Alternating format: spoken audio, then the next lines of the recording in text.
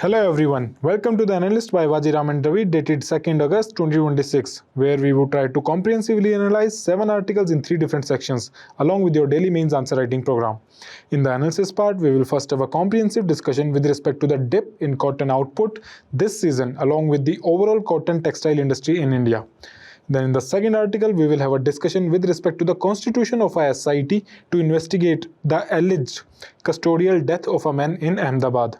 Then in the mains value addition section, we will have a look at some of the points related to India's power generation mix and record electricity production by renewables.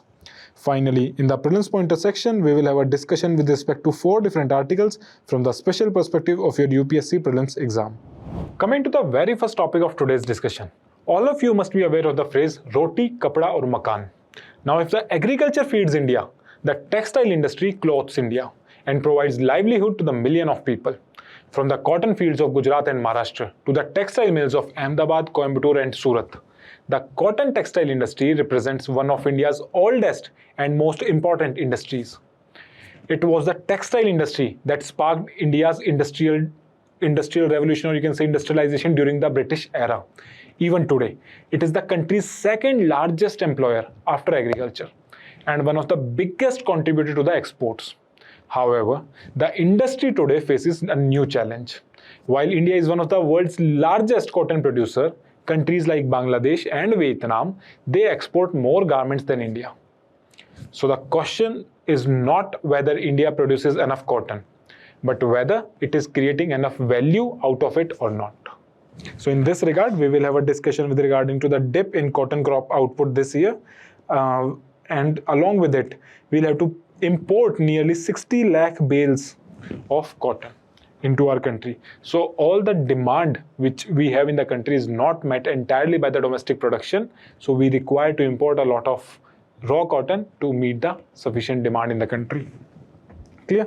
So it is part of economic geography of GS paper 1 and it is also part of GS paper 3 Indian economy, industry, agriculture and employment. Employment because it is the second largest employment provider. Agriculture, it is a kharif crop. Industry because it exports a lot. Exports, and all of this together is part of the Indian economy. Clear? So moving ahead, so look at some of the long and rich history of cotton textile in India. It dates back to Indus Valley civilization with evidence of cotton use in Mohenjo-daro and Mehrgarh. Clear? So we have a rich history of cotton textile production within India. Now India's cotton textile industry is undergoing a major transformation due to fluctuating cotton prices, climate change, rising competition from Bangladesh and Vietnam. So we are facing stiff competition when it comes to the export of garments, or you can say textile products from India. Now, India focused on self-sufficiency, establishing Cotton Corporation of India in 1970 and adopting hybrid varieties along with beet cotton. Beet cotton is very famous. It is a genetically modified variety of cotton which is grown in our fields in India, which is having a higher yield. Basically, to boost yields through challenges like pest resistance and policy stagnation remains. So, despite this beet cotton, we still have a lot of challenges in our cotton cultivation. Now, what are the growing conditions for cotton? As we have already discussed, it is a kharif crop. So that means it is sown or grown during the, let's say, March to April or June, July. When if somebody has irrigation, they sow it as quickly as March, April. If a farmer is dependent upon rain-fed irrigation or rain-fed agriculture, then they grow it at the time of June, July when monsoon arrives in India. So it thrives in hot, sunny climate with 210 plus frost-free days and minimal rainfall. That means it cannot be grown in very cold conditions. So it requires frost-free days. Generally grows well in Deccan black soil. So black soil is the major cotton producing region in India. The soil retains some kind of moisture and the soil is best suited for the growth of cotton. Although it is also grown in northern alluvial soil, central clay soil and southern mixed soil. Cotton tolerates salinity but is highly vulnerable to waterlogging. So it cannot tolerate waterlogging. That's why it said that minimal water requirement is there. And growth cycle is generally 6 to 8 months. When they sow it around June, July, it is harvested around November. Clear? So this is the basic about cotton. Now cotton textile industry, the current status is that India is one of the largest producers of cotton and cotton yarn. That means the thread out of cotton. Also, It is the second largest employer after agriculture. So agriculture contributes roughly 55% of the population. It provides employment to them directly. This sector, it is labor intensive. It provides employment to a lot of women also. So in this regard, for the upliftment of entire society, the rural section, the vulnerable women, the textile industry is very important. It contributes 2 to 3% to the GDP, 11 to 12% of manufacturing gross value addition, and 10 to 11% of merchandise export, both textile and apparel export. Textile can be raw textile or apparel in the form of, you can say, knitted clothes. And it employs over 45 million people directly and around 100 million indirectly. 45 means 4.5 crore people directly. So you can look at the scale. Now India grows all 4 cotton species, which are these, the name given you. Now these are the technical names. You just have a look. This is G. arboreum, D. herbaceum, G. barbadens, and G. hirsatum. Now these are also called the Asian cotton, Egyptian cotton, American upland cotton. Clear? And broadly where it is grown, in northern India, you can say Punjab, Haryana, Rajasthan, central, this is the main region of cotton production. And Gujarat, Maharashtra are the leading producers of cotton. Telangana being the third highest cotton producing region. Clear? So cotton is also grown in Odisha and Tamil Nadu. India ranks second globally in cotton production and consumption both. In fact, our consumption is more than our production. Basically, our consumption includes both consumption for domestic market and for export also. Clear? Moving ahead, why is this cotton industry important? What is the significance of the cotton textile industry in India? First is the employment generation. We have seen how it provides employment to 4.5 crore people directly and 10 crore people indirectly. So it is a labor-intensive sector, employment to women, MSME, and rural workers. All these three are vulnerable sections of society. Okay. Export earning, cotton yarn, fabric garments are exported to USA, EU, and United Arab Emirates, and also to EU. EU is already there. So Britain is also there, a major player to which we export a lot of garments. Then comes linkage with agriculture, supports millions of cotton farmers across the country.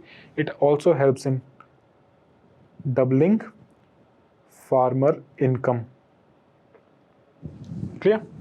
Industrial development, development of textile cluster in Surat, Tirupur in Tamil Nadu, Ludhiana, Punjab, Ahmedabad, Gujarat. So industrial clusters are developed. Now when the cluster is developed, it does not limit employment to only that sector. It provides a chain. It provides a, let's say, snowball effect. Other industries are also developed around it. For example, when the textile industry is there, dye industry will also come there because the clothes have to be dyed and transformed into different colors. Clear? Then women empowerment, as we have seen, it provides employment to large number of women in this industry, and MSME growth. Majority of spinning, weaving, and garment units belong to MSME sector. Now these MSME sector, they produce in bulk and together they provide to large players, which then later export it. Clear? So it is important for employment, it is important for industries, it is important for women, for farmers, for MSME, for most of the sections of society. Clear? Now, what are the factors which are responsible for the growth of cotton textile industry in India? First is availability of raw cotton. Now, Gujarat is India's leading cotton producing region along with Maharashtra. Both these states, they have availability of raw material. That's why cotton industry is largely established on the western coast of India. Then you have large domestic market, rising demand due to increasing income and urbanization. The per capita income, when it will be increasing roughly from here, whenever a country goes through a transition where the per capita income increases from $2,000 right up to $10,000, $12,000, their consumption increases a lot, almost in every sector. And that also fuels the textile sector. Abundant of labor is available, both skilled and semi-skilled. Then strong textile ecosystem is there. Presence of integrated textile clusters such as Tirupur and Surat. So these are large textile clusters where a lot of, you can say, textile conglomerates are sitting. So a lot of MSMEs related to textile, they are working from these centers. They have the entire ecosystem working there. They have a lot of buyer-sellers at one place in these regions. Then you have government support in the form of PM Mitra Park and PLI scheme. Now PM Mitra Park, in this specialized textile parks of large scale, humongous scale have been created where the government provides the basic infrastructure and then they ask the industry players to come and set up their factories in these parks and make them a specific textile clusters.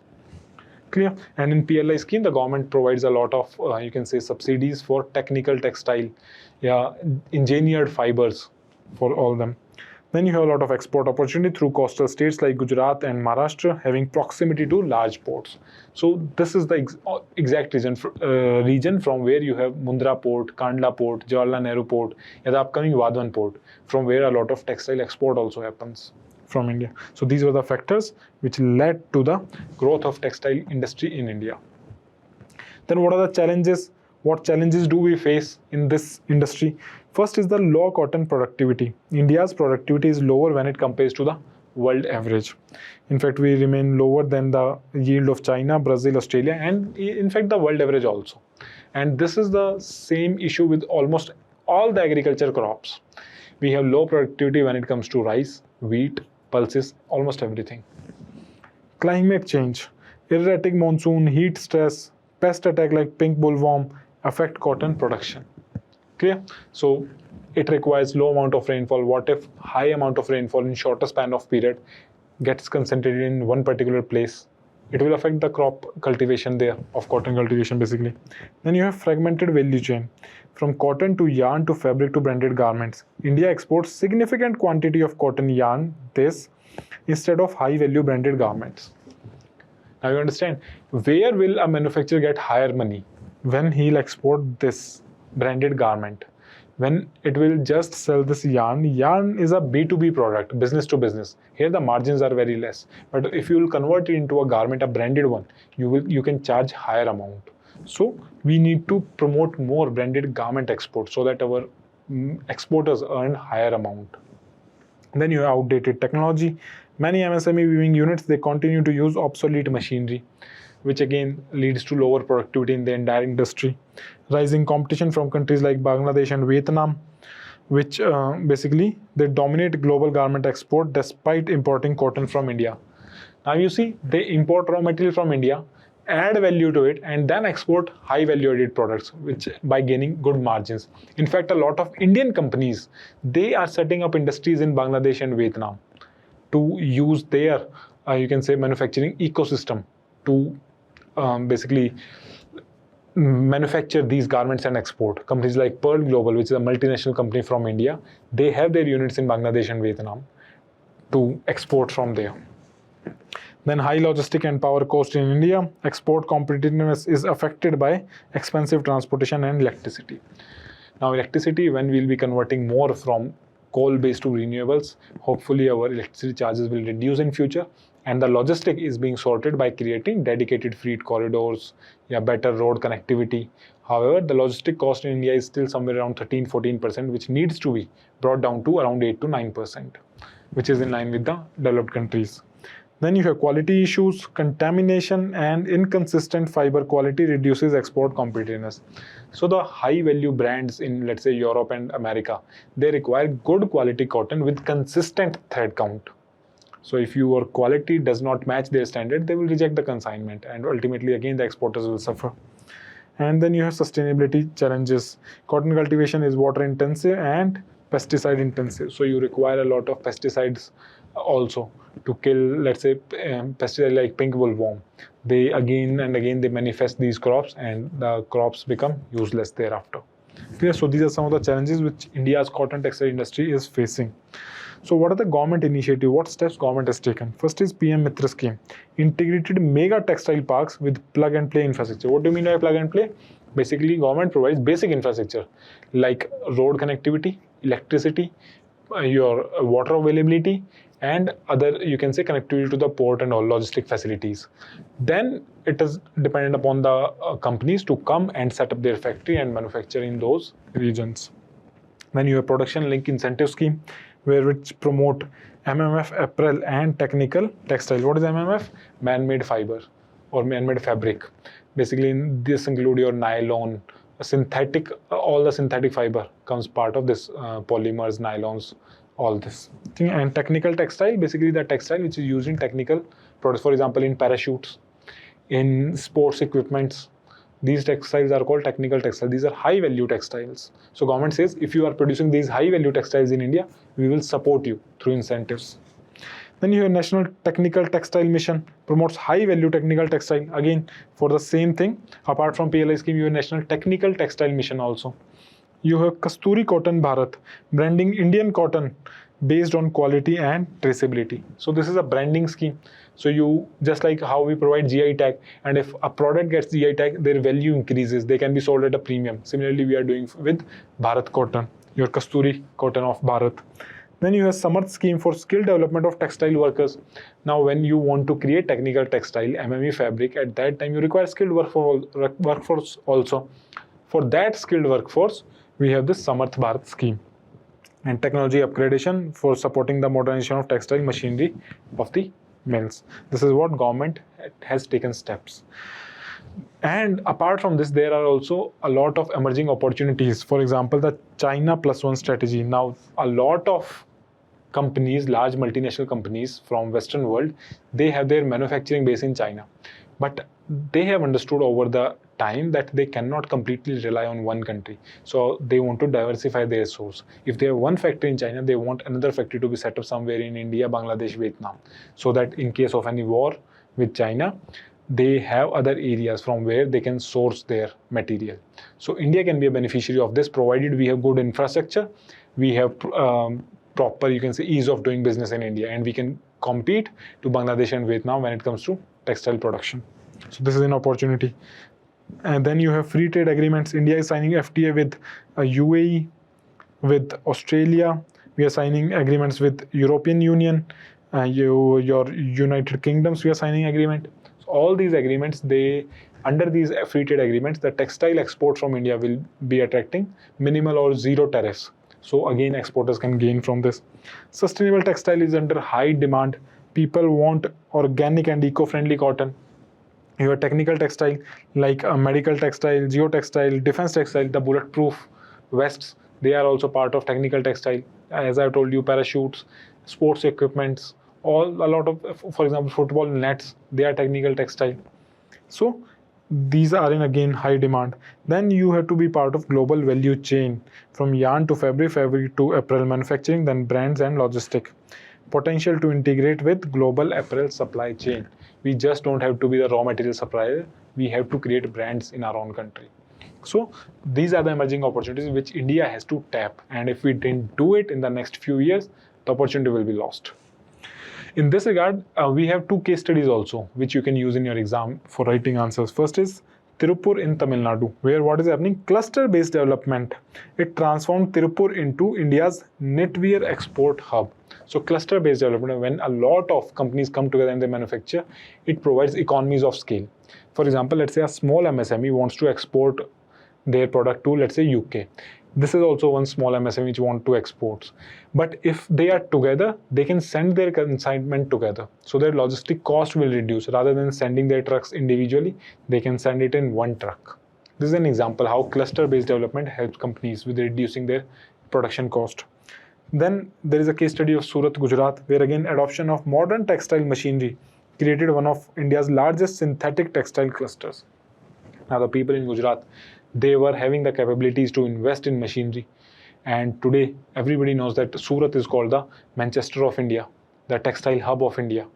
Clear? So you can use these examples in your answer writing. Now what can be the way forward? How we can overcome certain challenges? How we can make use of the emerging opportunities which are in front of us?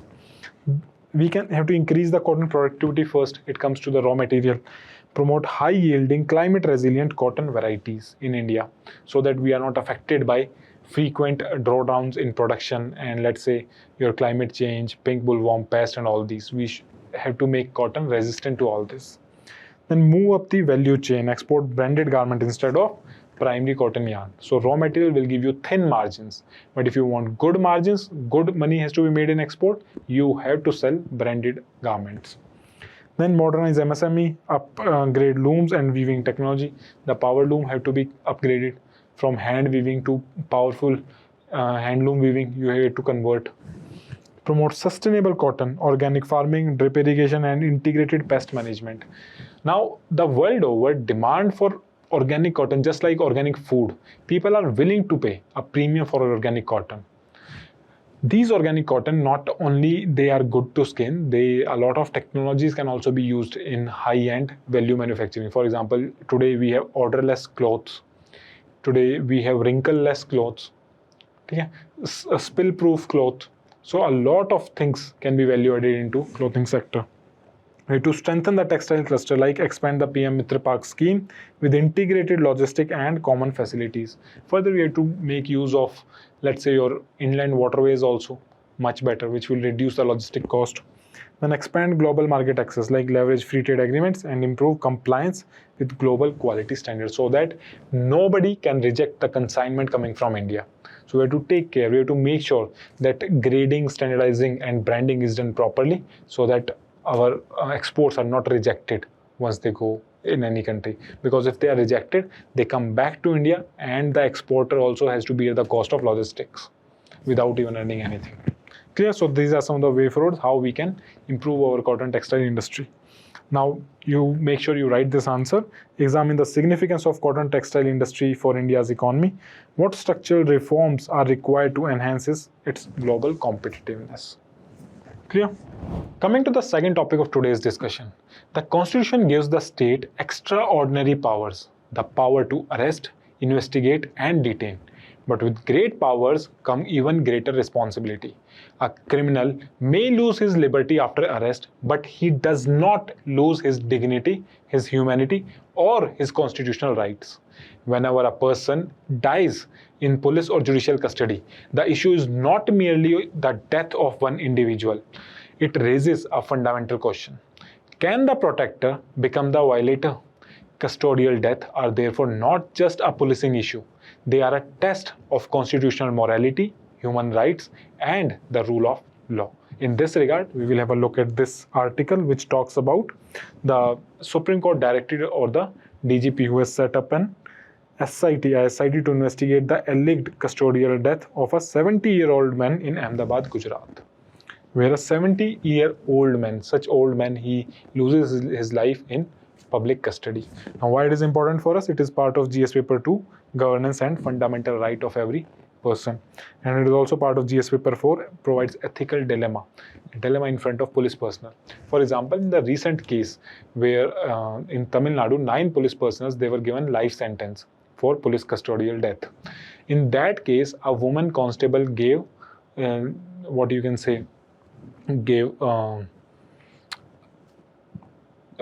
she worked as a witness against the fellow policemen, that they did brutality with the person which led to the death of the person. And finally, 9 of the police person, they were given death sentence, or not death sentence, in fact you can say life imprisonment. So what is custodial death? First we should understand this. Custodial death refers to the death of a person in the police or judicial custody due to, reason may be any, torture, assault by the police, harassment by the police, rape and molestation, negligence. Even if somebody is injured in police custody and the police does not provide them with medical aid, that is negligence, and that can be part of custodial death. Suicide because of torture, medical denial. Yeah, so because of any of these reasons, if the person dies inside police custody, this is custodial death. Now there are 2 kinds of custodies. One is police custody and judicial custody. What is the difference? Accused in police custody is confined in the lockup and remains in custody of police officers. Whereas in judicial custody, accused is lodged in a central or state prison. So whenever police wants to investigate, they can go to the prison and investigate. That is called judicial custody. Now officials can interrogate accused anytime because accused is in police station. And here the officials need permission of the court to investigate that person inside the court. In fact, the Supreme Court has again and again said that custodial violence and death is a blot on the system. Country will not tolerate this. Clear?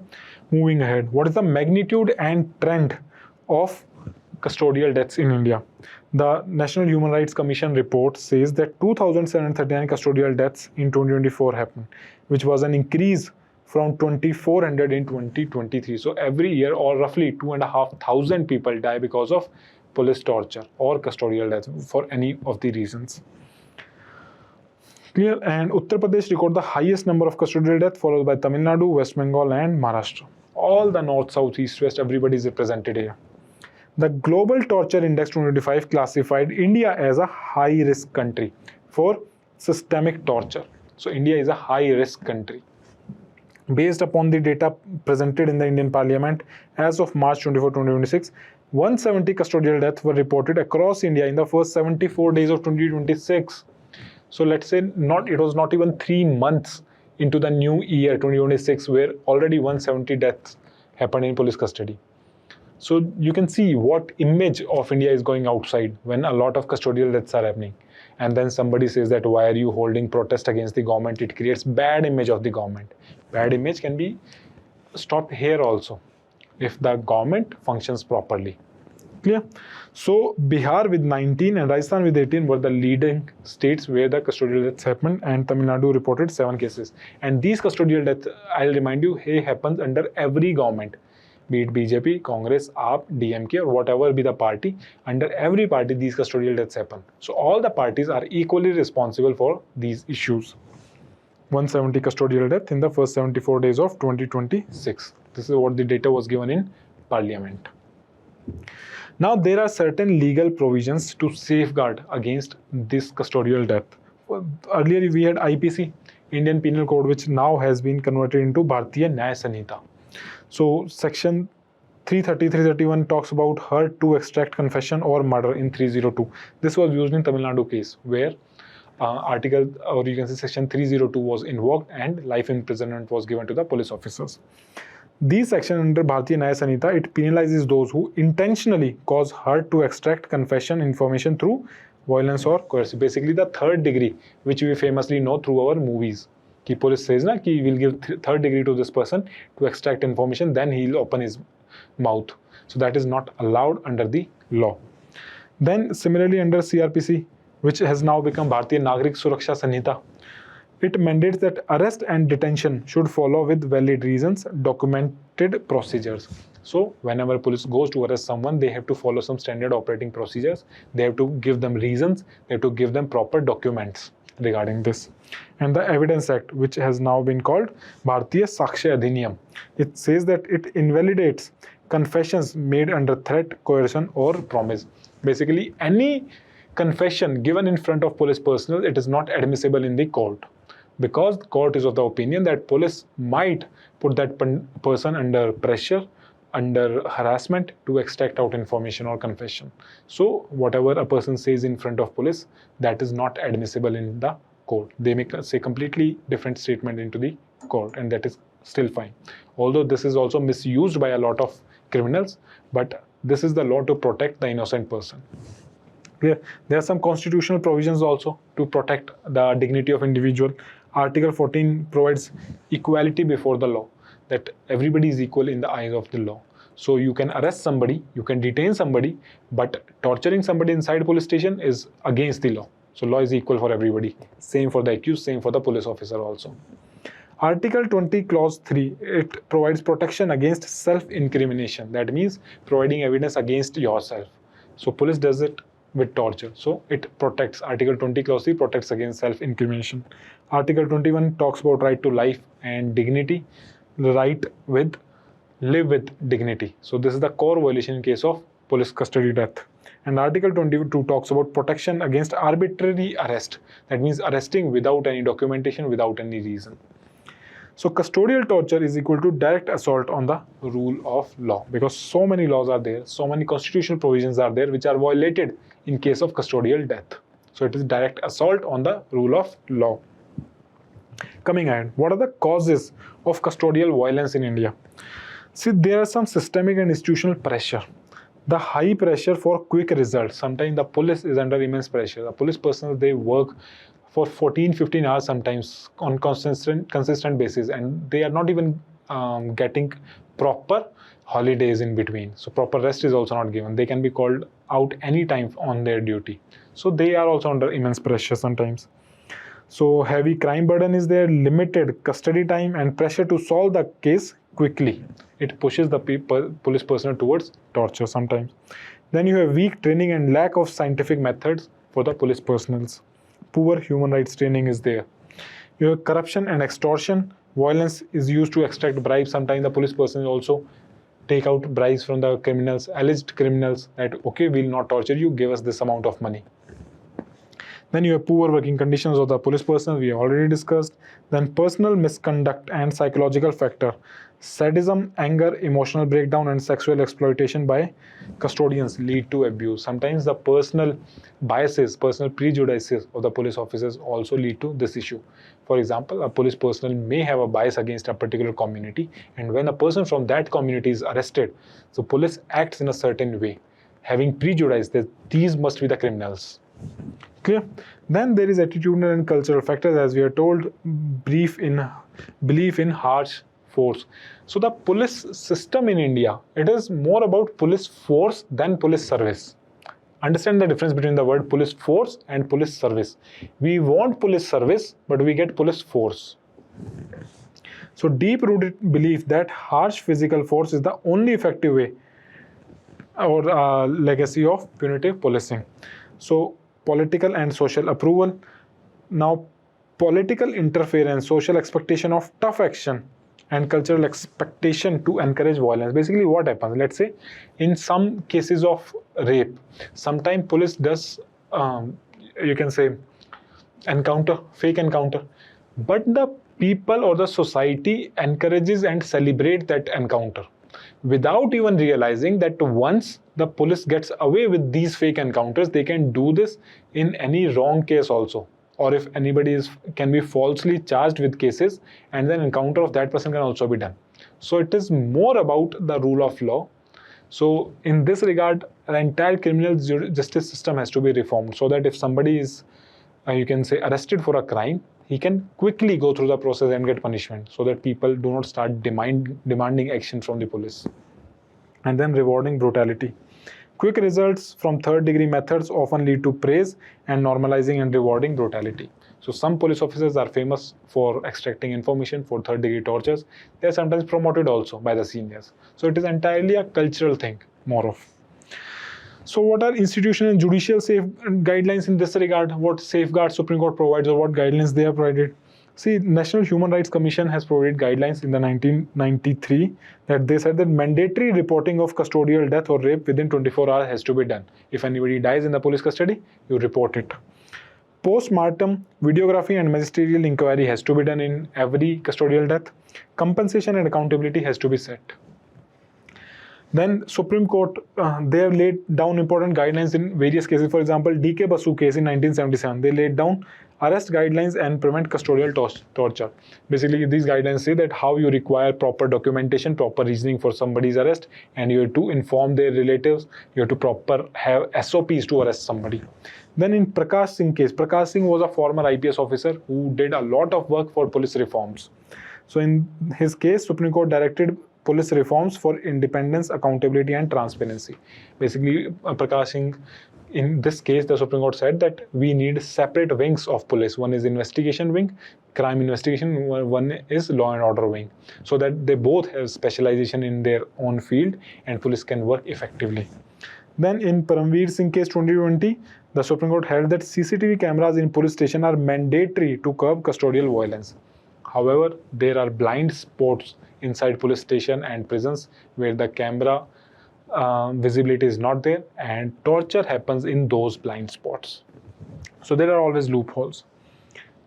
So the law is clear that the problem is in the implementation. Law is there to protect or prevent custodial death. And what was the significance of Tamil Nadu case? As I told you in the beginning, 9 policemen got death penalty in 2026. It was a landmark judgment. Why? Because there are rare instances of death penalty of police officers. Generally, the conviction rate is very low in case of custodial death. The police officers easily get away by doing torture on individuals. But here, they didn't get away. All the 9 of them, I think one died earlier, 8 are living, all of them, they got life imprisonment. And the court recognized custodial torture as rarest of the rare crime. So these are the rarest of the rare crime. So punishment of highest order can be given under these crimes. So it strengthens judicial accountability and creates a deterrence into the mind of the police officers that in future, if you do something like this, you can also have life imprisonment. Clear? Moving ahead, various measures have been taken by the government and reforms have been done. For example, mandatory CCTV implementation following the Supreme Court directives in different cases. Then smart police policing model. Basically, SMART is an acronym which stands for different things, in which ethical and technologically driven policing is promoted by the government. Then you have Model Police Act of 2006, which promotes scientific investigation and forensic capacity. Clear? This Model Policing Act, it is passed by the center. Then the state governments have to learn from this act and implement in their own states. Then you have prison reforms as advised by the Mullah Committee and Krishna Iyer Committee, how prisons can be made even safer for the, you can say, the detainees. And then you have fast-track courts for custodial crimes, forensic-based investigation, human rights sensitization in police training, and National Human Rights Commission says that it monitors custodial deaths and recommends action taken against any of the custodial death. So these are the various steps government is taking, but still somehow it is prevalent. The challenges always remain despite the steps by the government, like CCTVs are not fully functional across the states. Some have done good in this work and some states are laggard in this work.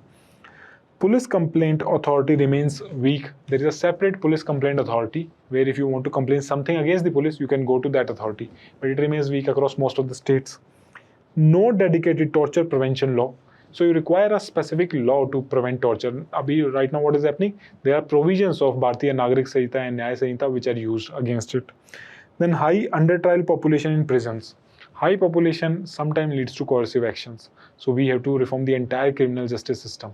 Fast disposal of cases is also required. So we need reform in judiciary also. Then overcrowded and poorly equipped prisons, political interference in policing, staff shortage and stressful working conditions, and inadequate forensic infrastructure across the police. So all these are issues which will resolve with time, which will eventually have to be taken care of. So what can be the way forward? How these reforms can take place and what can be the way forward? First is legal reform. Enact a specific anti-torture law as recommended by the Law Commission in 273rd report. Clear? And ratify the United Nations Convention Against Torture. So we have not ratified it till now. That's why a lot of countries, they do not extradite a person to India. Clear? That's why people like, let's say, Vijay Mallya, Mehul Choksi, they go outside India and they stay in some other country. And there they claim that we cannot go back to India because we fear that the Indian government or Indian police will do torture against us.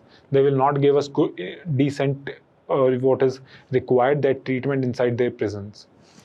Then you have police reform, implement Prakash Singh reforms, separate investigation wing from the law and order wing. You have body cameras and CCTV in every police station. They have to be mandatorily established. You have institutional reforms like strengthen police complaint authority so that police also have fear that somebody is sitting over them who are listening to their complaints. Independent investigation and upgrade the prison infrastructure and healthcare facilities within the prisons. You have technological measures in the form of mandatory CCTV as per Supreme Court guidelines, digital custody records, and body cameras. Apart from it, capacity building like human rights training of the police officers, and then forensic-based investigation. You have social measures like legal awareness and civil society vigilance. Sometimes what happens, the poor section of the society, they are not even aware that they have legal rights against a police officer who has done this type of custodial torture. Sometimes people just accept that police to ye karti hi hai. Clear? So we require legal awareness also. And then you require judicial reforms as we have already discussed. Bail as the norm and reduce under trial population within the jail. Right now more than 75% of the population inside the jails, they are just under trials. They are just accused. They have not been proven guilty. So if the case disposal is fast, so many people can come out of the jail overcrowding can be reduced and the condition may become better. Clear? So Maharashtra Human Rights Panel, it recommended ₹5 lakh compensation for prison death seeking action against jail authorities. Now if compensation is frequently given to the person who have faced custodial violence and action is taken against the police officer, the cases will automatically come down. Till this time, what happens is that the police personnel, they do not have any fear in their mind. They know that the conviction rate is low and they will get away. That's why the Tamil Nadu judgment of last year becomes significantly important, where the 9 police officers, they got life imprisonment. Hopefully it will create some deterrence in the future. Now you have to attempt this question. Custodial death represents a failure of constitutional governance and police accountability. Discuss with reference to the legal safeguards available in India. Coming to the mains value addition, it is regarding an article which says that record green power, it reduces coal's share in the electricity generation mix. Now see, in electricity generation, you have to keep in mind two things. One is installed capacity, one is the generation, actual generation on ground. So we have a lot of renewable energy installed capacity. So look at this. This is electricity installed capacity as of 31st January 2026. The installed capacity is 521 gigawatts. But do we produce this much of electricity? No. Out of this, coal installed capacity of thermal power plants is just 43 or 44%. But with this capacity, the thermal power plants, they produce roughly more than 70% of India's electricity. So that means the coal-based thermal power plants, they are working efficiently. But the renewable energy, we have installed a lot of, you can say, power plants, but they are not being fully utilized. They are not generating enough electricity. For example, have a look at this. As of June 2026, India's renewable energy installed capacity, it surges to 288.58 gigawatt, roughly 290 gigawatts, you can say. The solar power installed capacity is 162 gigawatts. Wind power is 758 gigawatt. Together they are 162, or you can say 170, roughly around 220 gigawatt is the installed capacity of solar and wind power. But you know what exactly how much electricity do they produce? They produce just 100 gigawatt of electricity. So they are not even working on 50% capacity. The biopower has roughly 11 to 12 gigawatt installed capacity. Hydropower have again 57, 58, similar to wind power. And nuclear has 8.8 gigawatt of installed capacity. Now again, the under the National Nuclear Mission, we have a target to raise it to 100 gigawatt capacity by 2047. Clear? We have to increase the share of nuclear energy in the energy mix from right now 9 gigawatts to 100 gigawatts. Now this is the installed capacity, not the actual production capacity. The per capita energy consumption in India, it is about 1/3 of the world's average. So for example, in countries like USA, they do not have house help or labor in every home. In India, in urban areas, we have maids and house helpers in almost every house. But this is not the case in USA. They rely on electrical equipments for all this work. Now we have people to garden our farms, to clean our cars, but again all this is done by machines, robots or machines. So their electricity or energy consumption is very high when it comes to India. Instead of house help who cleans the dishes by hand, they use dishwasher.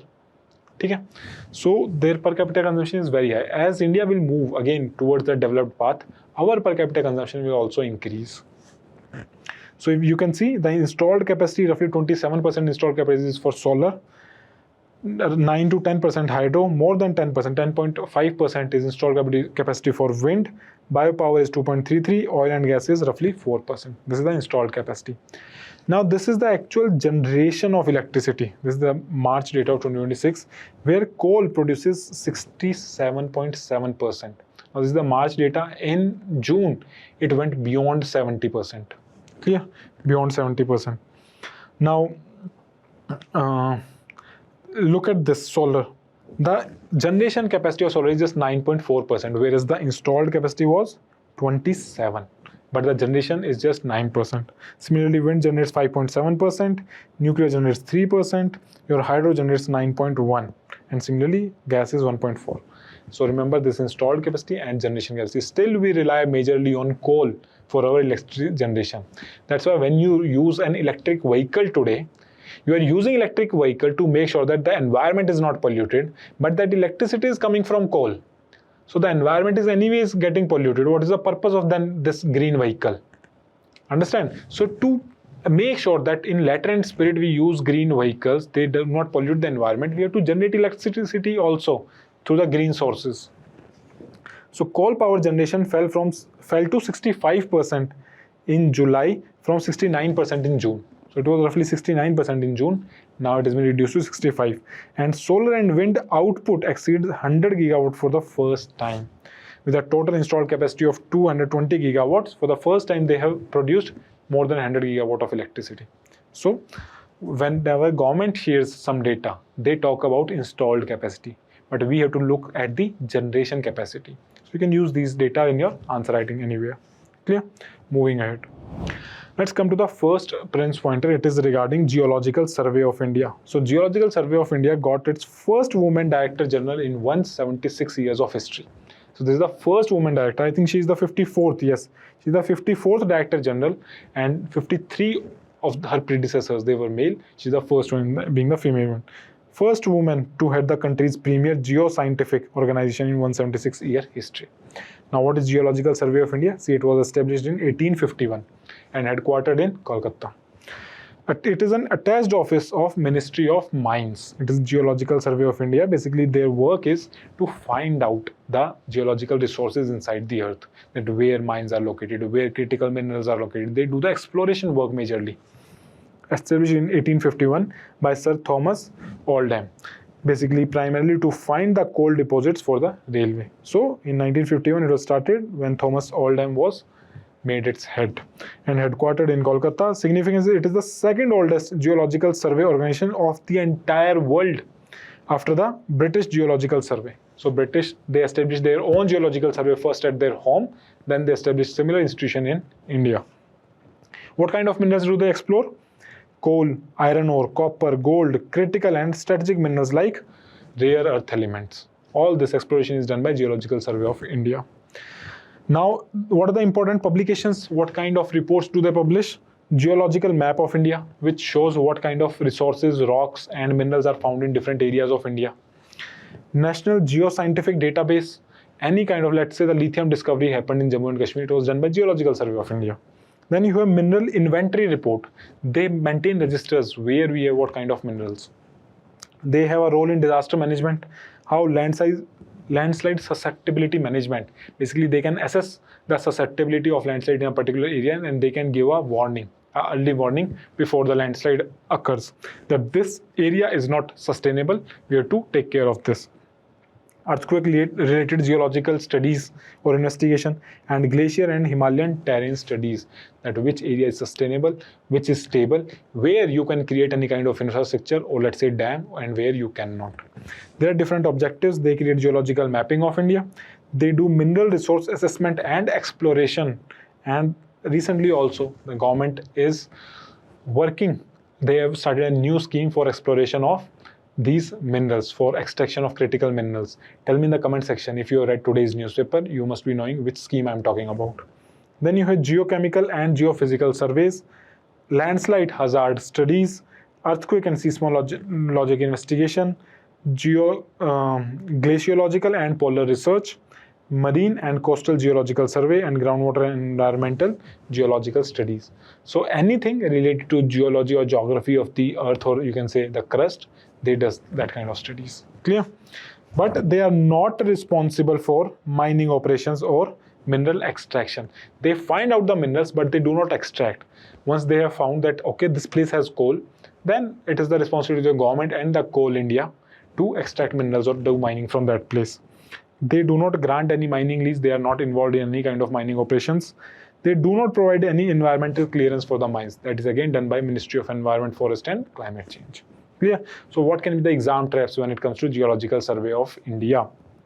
It is a statutory body. No, it is not a statutory body. It is an attached office to Ministry of Mines. It functions under Ministry of Earth. Again wrong, Ministry of Mines and Minerals. Then it is headquartered in New Delhi. Again this is wrong. It is headquartered in Kolkata. GSI grants mining lease. No, they do not grant mining lease. Their work is strictly restricted to exploration. It is responsible for regulating mines. Again no.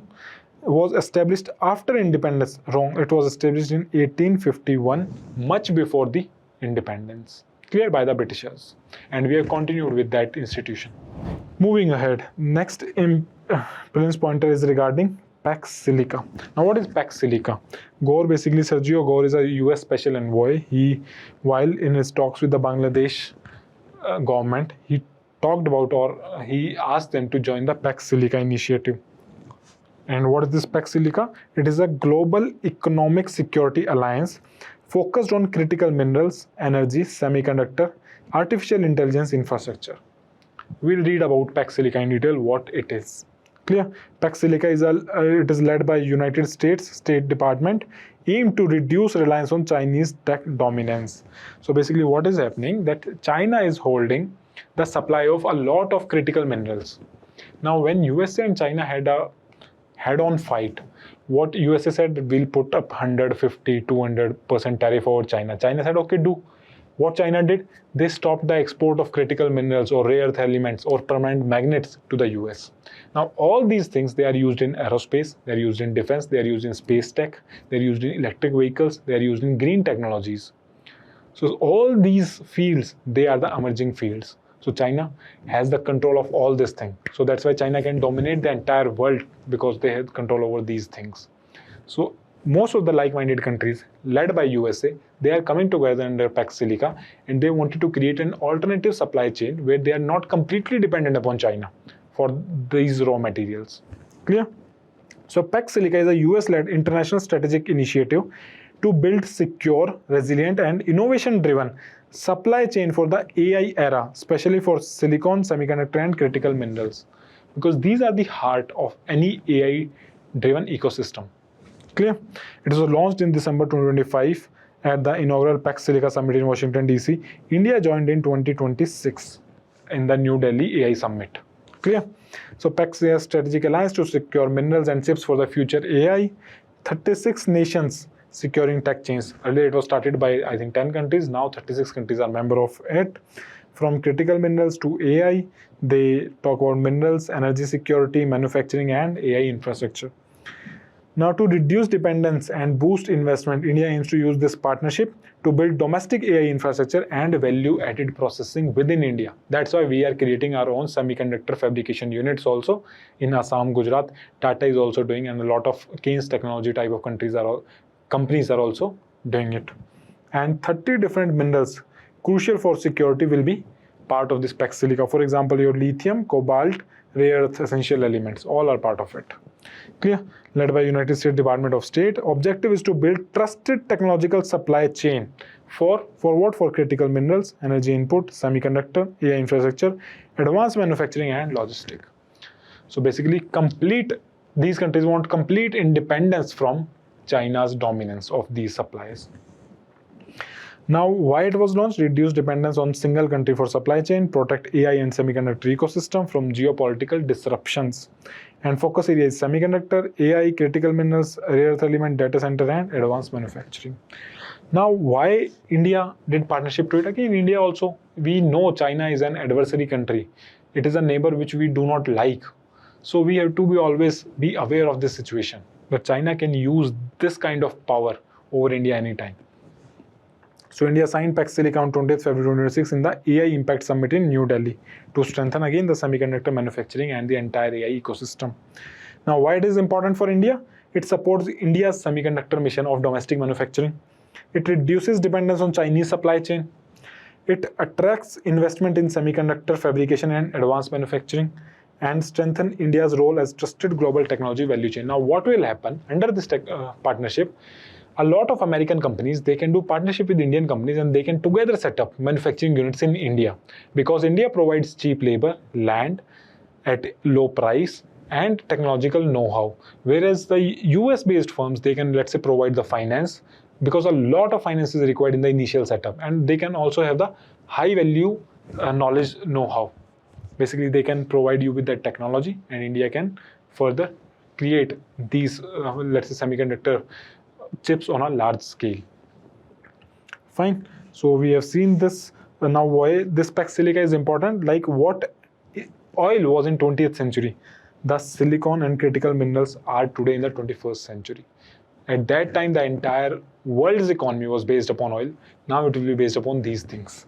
So considering the technology age, equivalent to the energy security partnership with silicon and critical minerals replacing oil as strategic asset for AI-driven economies. Now you can understand, you can relate to what oil was in the last century. This silicon, or you can say critical minerals, rare earth elements, they are today's oil. So what can be the exam traps here? Pax Silica is a military alliance. No, it is a supply chain alliance or an economic alliance. It focuses on only on semiconductor manufacturing. No, it focuses on silicon fabrics, AI-based ecosystem, a lot of other manufacturing products. It is led by WTO. Again, wrong. It is a US-led organization. India was a founding member. No, it was founded in December 25. We joined in Feb 2026. So Pax Silica is legally binding on members. No, it is not a legally binding. It is a like-minded countries initiative where like-minded countries came together. If somebody doesn't wants to leave, they can easily leave this initiative. Clear? Moving ahead. Next, we'll talk about sports, the Commonwealth Games which are currently going on. So Tejaswin Shankar of India, he became the first Indian to win Commonwealth Games medal in Decathlon. Now, Decathlon is an event which includes 10 different athletic events within one. So whosoever has multidisciplinary abilities, among the best athletes of the world, they compete in this decathlon. You do 100-meter race, you do hurdles, you do 400-meter, you do shot put, javelin, discus, you do long jump, you do high jump, you do pole vault, everything. 10 different events are in one event. So your points are added for all the events, and together then comes a final list. Who has secured the highest number of points, they win. So first time an Indian has won a medal in decathlon in Commonwealth Games, the bronze medal. So Tejaswin Shankar has created history. You must know about the decathlon, what it is, what kind of sports are included in it. So UPSC has a habit of asking sports-based question any now and then. Clear? So it is a grueling 10-event competition to determine the best all-round athlete in track and field events. So what is decathlon? Basically, it is a combined athletics event consisting of 10 track and field disciplines contested over 2 consecutive days. 5 events are done on day 1, 5 events on day 2. So it tests your strength, endurance, ability to stay relevant for 2 consecutive days. So it comes from the Greek word deca. Deca means 10 and athon means contest. A contest of 10 different events. So scoring system is athletes earn point in each event based upon their performance. Winner is the athlete with the highest total points, not necessarily the one who wins the most individual events. Now what can happen? Let's say a person wins 8 of the events, but in 2 events he is completely laggard, comes last. But let's say at the same time there is another person who is second in all the 10 events. He might have total cumulative final points higher than the person who was first in 8 of the events. So in last the total is counted. So it decides. It originated from the ancient Greek pentathlon. In pentathlon you had 5 events. So from there it evolved. And first modern decathlon held in 1911, and in 1912 Stockholm Olympics, it was included in the Olympics. From there onwards it is always part of Olympics also. So as you can see, on first day you have 100-meter sprint, then long jump, shot put, high jump, 400-meter race. So you have to be lean, thin and good at racing also. At the same time you should have energy also to throw javelin, discus, shot puts, and you should have the ability to jump also. Next day you have 110-meter hurdles, discus throw, pole vault, javelin throw and 1500-meter race. So fast sprint, long race, jumping, throwing, everything is there in this. So it truly tests the all-round abilities. Jim Thorpe of USA, he won the first Olympic decathlon and was famously called world's greatest athlete. Clear? Because he was taking part in 10 different events and then came out victorious. And similarly, similar kind of event also happens in women, but there are not 10 events, there are 7 events. It is called heptathon, 7 events. It is again combined event for women in major international championship and in Olympics also. India, in Tejaswin Shankar, as I told you, became the first Indian to win Commonwealth Games medal, a bronze in 2026 Glasgow Commonwealth Games. What came the exam traps here? Decathlon is completed in 1 day. No, it is completed in 2 days. The winner is decided by winning the maximum number of events. No, you don't have to win the maximum number of events. You have to collect maximum number of points. For example, in the 1500-meter race, which was the last one, Tejaswin Shankar came 5th. But his total score was so high because he scored very well in high jump. He scored very well in your long jump. He was first in both these events. So he gained so much points that even after coming 5th in 1500-meter race, he won in the overall points tally. So go to the YouTube, have a recap of this performance by Tejaswin Shankar. It is a historic moment. We should celebrate these kind of athletes. Now, one more important fact regarding Tejaswin Shankar. In last Commonwealth Games 4 years back, when it held in Birmingham in 2020, he won a medal in high jump. So now he is the only Indian athlete to have 2 different medals in 2 different events, one in high jump, one in decathlon. So no other athlete has different medals in different events. So decathlon consists of 5 track and 5 field events. Again, this is wrong. It consists of 4 track events like 100 meter, 110 meter hurdles, 400 meter and 1500 meter race. 3 jumping events like your long jump, high jump and pole vault, and 3 throwing events. Which one? Shot put, discus and javelin. So not 5 track and field, 4 track, 3 jumping, 3 throwing events. Women equivalent of decathlon is pentathlon. No, pentathlon is 5 events, women have heptathlon, which is 7 events. And the 1500 meter race is the first event of the, it is the last event.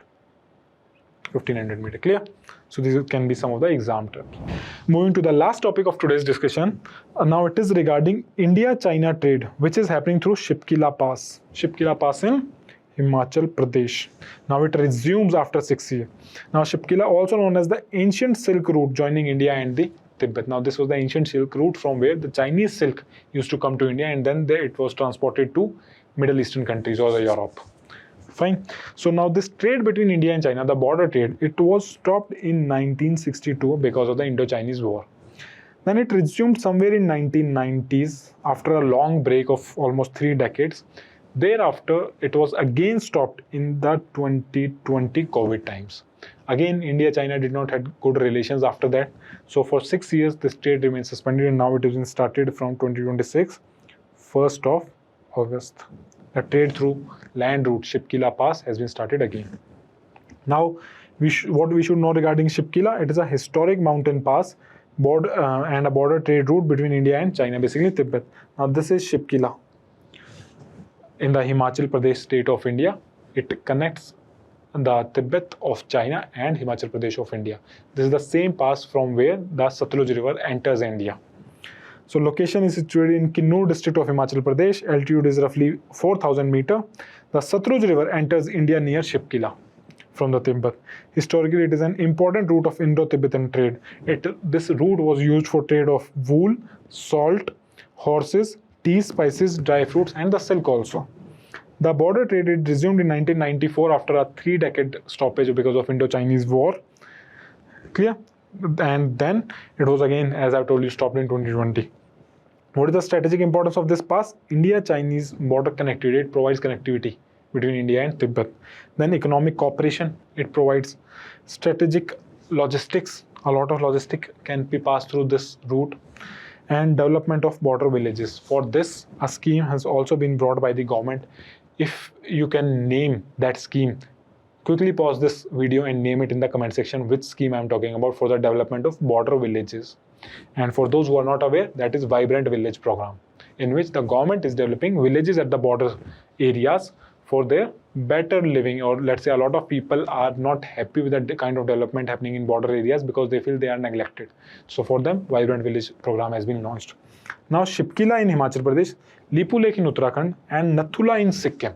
These are the 3 passes from where trading between India and China, or specifically India and Tibet, happens. So these are the 3 different trade routes between India and China.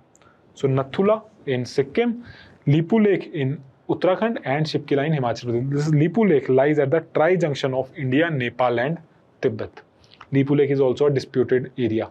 Nepal also claimed the Lipu Lake to be their territory, and it is under the control of India. We also claim it to be our territory.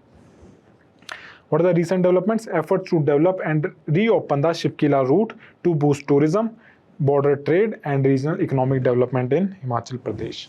So this is not just a trade border. From here, if trade will open, a lot of other things will also come. Government is also promoting tourism because these are safe border places. A lot of fighting between Indian and Chinese army, it does not happen in these places. It largely happens here in the Ladakh region. Clear? So this was it from my side. Now you can be certain exam traps you must be aware of. So Shipki is located in Uttarakhand. This is no. On Uttarakhand, you have Lipu Lake Pass. Shipki kahan hai? In Himachal Pradesh. The Indus River enters India through Shipki. No, this is not Indus. This is Satluj River. Shipki connects India with Nepal. This is wrong. It connects India with Tibet. Border trade through Shipki resumed in 1960. No, it was stopped in 1962 and resumed in 1994. Shipkila is the only India-China border trade route. No, we have Lipu Lake and Nathula also. Clear? So these were some of the exam tests which could come in your prelims exam. Now that's it from my side. Make sure you guys write the 2 answers, and I'll see you again in the next discussion. Thank you.